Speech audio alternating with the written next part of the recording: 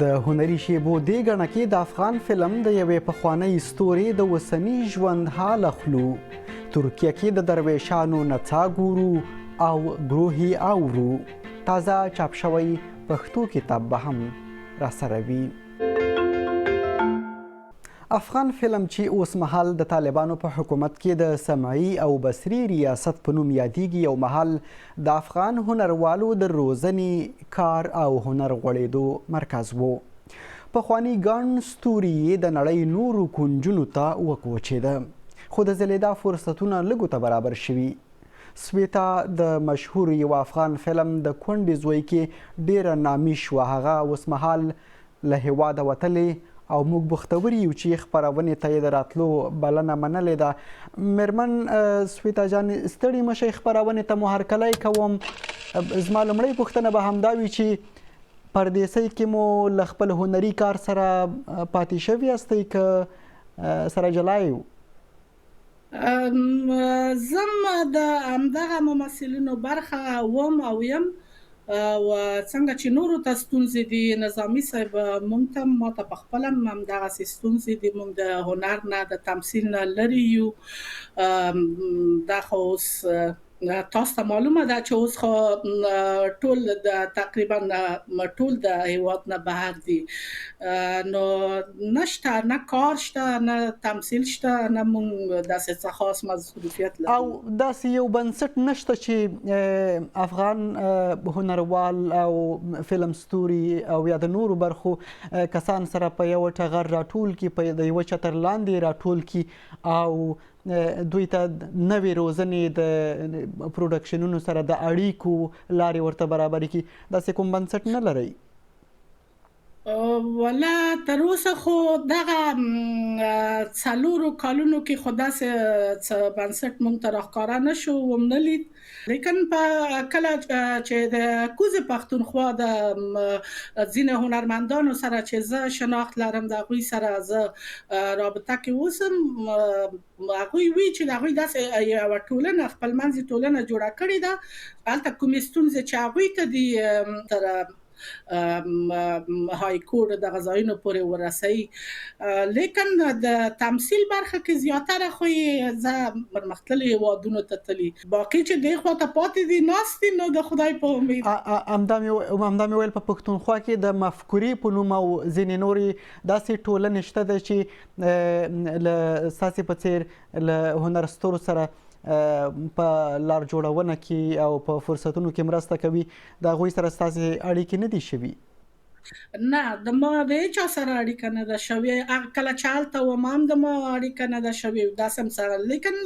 ما د ځینو هنرمندانو سره، بلکې سندرغاړو سره او نوازندګانو سره چې ما رابطه کې تلیفوني رابطه مې ورسره وکړه، هغوی وویل چې داسې یو ټولنه ده. هغوی د مونږ دغه درخواست چې کوم د نن سبا هلته دغه کډوالو ته د دوی د ستنېدو کومې ستونزې چې دي، ویل چې دغه ټولنه د مونږ د مشکل تر سپریم کورټ پورې رسایي وګورو چې هغه د مونږ په حق کې څه. خو هغه به یوازې ستاسې د هلته د پاتې کېدو او ستاسې د ویزو لنډمهاله ستونزه وي. د اوږده مهال لپاره هغسې چې په هیواد کې دننه یو مهال د هنرمندانو، هنروالو یوه ملي ټولنه وه، له حکومته یې د هغوی د حقونو د غوښتنې دپاره غږ کاوه. په بهر کې داسې ګڼې ټولنې شته چې دوی په اروپا کې، په امریکا کې، استرالیا کې او نورو کې د افغانانو د استازولۍ غږونه کوي. په ډېرې خواشینۍ سره چې نه، ما سره خو چا داسې څه رابطه نه ده کړې تر اوسه پورې. او په دې اړه کوم سوچ هم نه دی شوی؟ په دې اړه کوم سوچ هم تاسې خپلو منځونو کې نه دی کړی چې دغه خواره واره خلک څنګه راټول شي؟ په دې هیله ناست یو چې کیدای شي یو خوا نه څوک اواز وکړي چې داسې یو ګروپ دی یا داسې یو ټولنه جوړه شوې، داسې یو بنسټ جوړ شوی. داسې چا را سره د ما سم اړیکه نه دی نیولې، زم خبره نه یم. انګیرئ چې دا حالت به ښې خواته لاړ شي، افغان ستوري به یو وار بیا پر خپل اسمان وځلیږي، یا دا چې د نړۍ په بېلابېلو برخو کې به دوی ته د کار فرصتونه برابر شي، دوی به خپل هنر هماغسې ژوندی وساتي؟ نظامي صاحب، زه په خپله دا چې نن سبا کوم حالت نن سبا خو څه چې د 4 کال 4 نیم کال کوم حالت چې په ممثلینو په سندرغاړو او دغه خلکو باندې راغلي زه ډیره خوشنه کېږم د ځینو نه چې خبرېږم خپل حالت د ما د پاره هم دومره زورونکی دی نو طبعا مونږ هم دغه هیله لرو چې یو ورځ به ان شاء الله هر څه سم شي بیرته به خپل نورمال حالت ته هر څه راستانه شي اما دغه فکر په کار دی چې تمثیل څه خنډ دی د یو ولس لپاره د یو هیواد لپاره یا د یو هغه لپاره د خو تمثیل او ادب دا دواړه تړلې خبرې دي نو یو هیواد کې چې سینما نه وي یو ملت چې هغه هنر ونه لري سینما ونه لري نو فکر کوم چې دا یو ډیره لویه نیمګړتیا داسې یو خالیګاه احساسېږي هر چاته خو د مونږ په هیواد کې هغه څو ورځې مخکې تاسو به اورېدلي وي چې د ډیره پخوانۍ سینما آریانا سینما ورانه شوه د هغې نه مخکې جمهوریت وخت کې د پارک سینما دغسې ورانه شوه افغان فلم خو بیخي تړلی دی نو داسې تاسو په وینا چې په نورو هیوادونو کې خو بیا هم لږ ډېر ممثلین او د نور سندرغاړي دا خلک لږ فعاله دي اما دې خواګانو ته ټول بې خونده دي خوند یې نشته د مولانا جلال الدین بلخي اونۍ هر کال د دسمبر وروستیو کې د ترکیې په قونیه کې لمانځل کیږي د هغه پلوال او مینوال د درناوي بیلابیلې ناستې وربلي چې یوه مهمه هغه یې د سماع عرفاني مراسم دي چې پکې درویشان د تصوف په انداز شوري او زمزمې کوي شکیبا حبیب مو دې ریپورټ کې نندارې ته ورولي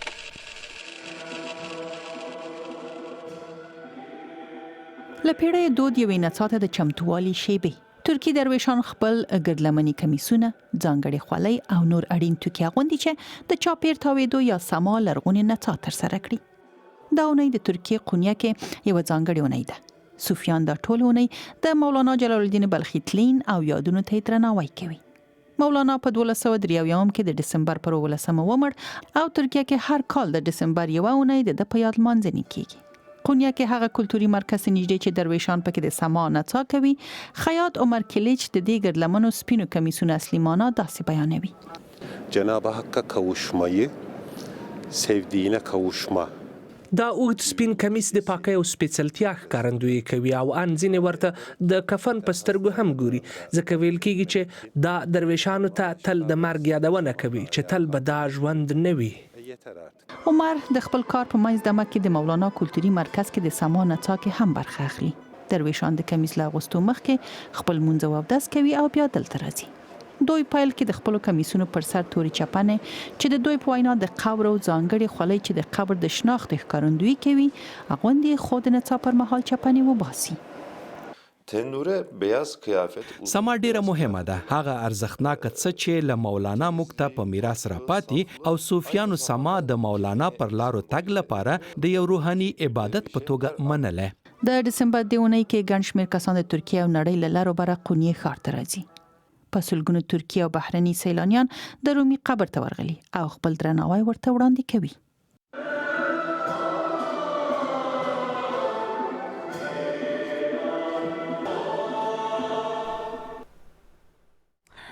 قونیه کې د مولانا جلال الدین بلخي د یاد اونۍ مولیده او د دې اونۍ تازه چاپ شوی کتاب د پاپیلان تیښته دا کتاب د فرانسوي لیکوال هنري پاپیلان اثر دی چې پښتو ته مبارک شاه ژباړلی او بیا چاپ شوی دی د دې اونۍ هنري شیبې همدومره وي تر بلې ګڼې مو لوی څښتن مل ښې شیبې ولرئ